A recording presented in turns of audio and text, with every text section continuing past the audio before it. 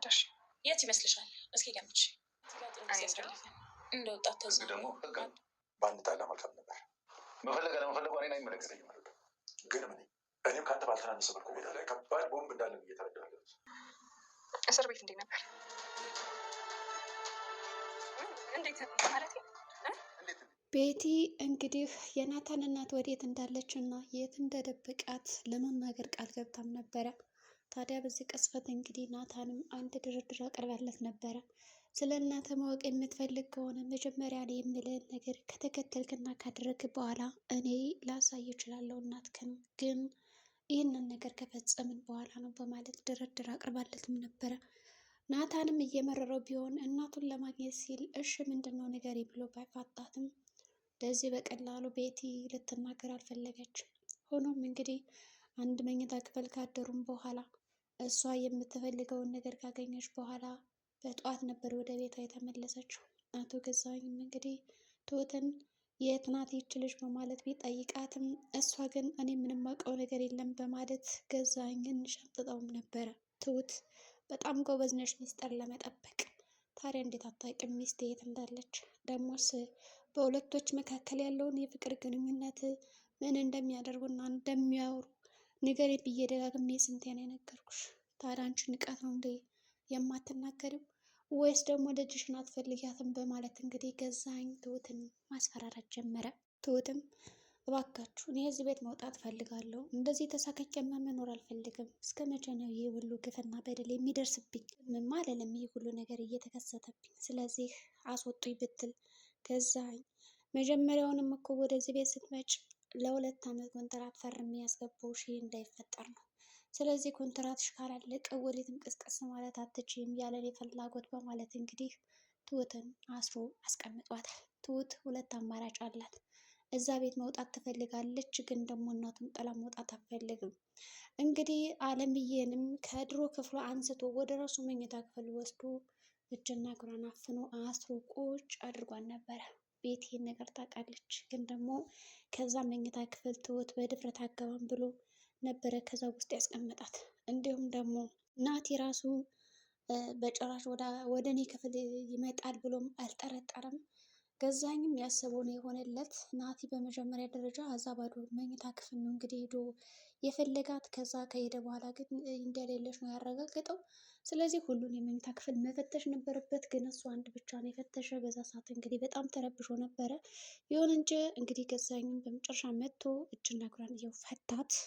አለምዬም ዝም አለችው። እንግዲህ ምንም የመለሰችለትም ሆነ የተናገረችው ነገር የለም። በጣም ተገርማ ነበረ። እንግዲህ እሱ የሚሰጣት መድኃኒት ነበር እና ያው ሊጠጣ ቁጭ ብሎ እንግዲህ ስለሚስቱ ተናዶ በሚስቱ ምክንያት ተቃጥሎ እንዴት ነው ይች ልጅ ትዳር እያላት ወንድ ጋዛ እየሄደች እያደረች የምትመጣው? ንቀት ነው ወይስ ምንድን ነው? በማለት እንግዲህ ገዛኸኝ ቁጭ ብሎ በጣም ተናዶ መጠጣት ጀመረ። ታዲያ ይህኔ አለም የእንቅልፍ ከኔና ከሚጠጣው ላይ የተጨምርበትና ከዛ ክፍል ትወጣለች። ትሁትም ተጨንቃ ነበረ። እነዚህ ልጆች የት ናቸው? ናቲም የለም፣ አለምዬም የት እንደሆነች አላቅም በማለት ቁጭ ብላ እየተብሰከሰከች በነበረበት ቅጽበት እንግዲህ አለም ትመጣና ሰላም ትላታለች። ትሁትም ደነገጠች። እንዴ የት ነበርሽ? እንዴት መጣሽ? ያው በቃ እሱ የሚሰጠኝ መድኃኒት ነበረና እሱን ጨምርለት ከሚጠጣው ላይ አሁን ተኝቷል። ታዲያ እንዳይን እንጂ እንውጣ ስትላት እንግዲህ ምንም ችግር የለውም እሱ አያይም፣ ብዙ ሰዓት ነው እንቅልፍ የሚያስተኛው በማለት እንግዲህ እንቅልፉን እንዲተኛ አድርገዋለች። በዚህም እንግዲህ ከቤቲ ጋር ያለው የሚስትና የትዳር ጉዳይ ጥሩ ሆኖላታል ቤቲ። ምክንያቱም በቃ እንዴት ነው እዛ ድሬን የመጣው ምናምን ስትለው በጣም የተናደደው። ከዛም ስንት ሰዓት ራሱን እንደተኛ አላወቀም። በጣም ራሱን ስቶ ነበረ፣ ምንም አያስታውስም። ይሁን እንጂ እሺ በማለት እንግዲህ ተነስቶ አለም የት ናት በማለት ይጠይቃታል ማለት ነው። እንግዲህ አጅሪትም ህይወትም ያው ከድሮ ክፍሏ ናት ትለዋለች። እሺ በማለት ቤት ይስላል። አልመጣችም ትለዋለች። እንግዲህ ከመጣች በኋላ የት ነሽ ተብሎ ተፋጠጡ። እንግዲህ ሚስት እኔ ወጣት ነኝ፣ ሩጭ አልጠገብኩም፣ ልጅ ነኝ፣ ሽማግሌ አግብቼን መሰቃየት የለብኝም፣ በቃ ህይወቴን መኖር አለብኝ ብላ ነው የምታስበው። ባል ደግሞ እንግዲህ በጣም ተናዷል። ቆይ አንቺ ምንድነው ነገርሽ? እንደዚህ ይሄ ከመቼ ወዲህ ያመጣሽው ባህሪ ነው? መጀመሪያ ላይ እኮ ራሱ ስንገባ እኔና አንቺ ከረባት አስሬ እንደዚህ ነው። ምን ተለየብሽ? ያኔና አሁን ምንድነው ልዩነቱ? ደግሞ የት እንደማታድሪ ማለቅ መሰልሽ እንዴ ብሎ ወደ ኋላ ማንነቷ ለማስታወስ ይሞክራል። ቤቲም እንግዲህ እኔ የኋላ ትዝተን ወይም ደግሞ የኋላ ስህተቶችን ኤክሶችን እንድታስታውሰኝ አይደለም ይህን ነገር የምነግርህ፣ ግን ደግሞ በቃኝ። እኔ ፈታ ዘና ብዬ ነው የምኖረው። ደግሞ አንዲት ሴት ውጭ አደረች ማለት ሌላ ወንድ ጋር ተኛች ማለት አይደለም ትለዋለች።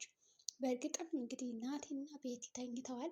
አስክራ ጉድ አድርገዋለች ማለት ነው። እሱ ጉድን አላወቀም። እንግዲህ እኔ ከአባቴ ሚስት ጋር አልተኛም ቢላትም እሷ ግን ችግር የለውም ጠጣ ትለውና ሚስጥሩን ከነገረችው በኋላ ከዛ አብረው እንድትተኛ ወይም ደግሞ አብረው እንዲያድሩ አድርጋለች። ናቲ የሚያስታውሰው ነገር የለም። ጠዋት ደወለ፣ ቤት ሊመጣ ነበር እንዴት ነው ይላታል። እንግዲህ ቤቲም ከባሏ ጋር ተጣላች እና ቤት ተቆለፈባት። ከዛ ቤት ተቆልፎብኛል እንግዲህ ትሁት ከመጣች ምናልባት ትከፍትልሃለች ትለዋለች። ከዛ እንግዲህ ትሁትም ያው አባባን ሄዳ ጠይቀዋለች። እባክህ ከዛ ቤት አስወጣኝ፣ በቃ እኔ አንዱ ወጥቻ አንዱ ችግር ያጣኝም ሁሌ ችግር እያለችም ነበረ። አባባም እንግዲህ አታስብ የዛ ቤት አስወጣሻለሁ በቅርብ እያለ ነው። እንግዲህ ሰተት ብሎ እሷን ካናገራት በኋላ ሁለት ወዶ አይሆንም፣ አንድ መምረጥ ያለብሽ አንቺ ልጅን ብቻ የምትይ ከሆነ መንገዱ ቀላል ነው ይላታል። ግን አለምዬን ደግሞ ትቻት መውጣት አልፈልግም ትላለች። ስለዚህ እስኪ እኔ የቻልኩትን ነገር ሞክራለሁ አድርጋለሁ ብሏታል። በመጨረሻም እንግዲህ ወደ ቀጥታው ቢሮው ነው የሄደ። እንግዲህ እዛ ቤት ትልቅ ቦምብ እንዳለ ይሰማኛል። ስለዚህ ለምንድን ነው የማትለቃት? እኔ አጎቷ ነኝ ይለዋል። እንግዲህ አቶ ገዛኸኝ ምን አገባህ አይመለከትም፣ ቦምብ ቢኖር ምንም ይኖር እንደፈለግኩ፣ ይህ የኔ ስራ ነው የኔ ግዴታ ነው እንጂ አንተ አይደለም እያለ በጣም ሲዝትበት ነበረ። ከዛ እንግዲህ በጣም ብዙ ተነጋግረዋል ሁለቶች ሽማግሌ። ትሁት ደግሞ መጣችና ወደ ቤት ቆይ አጎትሽ ጠብ ነው የፈለገው ወይስ ምንድን ነው ይላታል። ኧረ አጎቴ ጠብ የሚወድ ሰው አይደለም፣ በቃ የተረጋጋ ሰላማዊ ህይወት ያለው ሰው ነው፣ ነገሮችን በንግግር አምኖ የሚፈታ ነው እንጂ በጭቅጭቅና እንደዚህ በማስፈራራት የሚያምን ሰው አይደለም ትለዋለች። ገዛኸኝም ታዲያ አርፎ ለምን ስራውን አይሰራም? እኔ ጋ መሳፈጡ ዋጋ ያስከፍለዋል በማለት እንግዲህ ለትሁት ይነግራታል። ኧረ እባክህ እንደዛ አትበል፣ ይልቅ እኔን አስወጣኝ ከዚህ ቤት ብትለው ወይ በቃች ወዴትም አትሄጂም ነው የተባለችው። እንግዲህ ወዴትም ቅስቅስ የለም። እሺ ብላ እንግዲህ ተቀብላለች እሷም።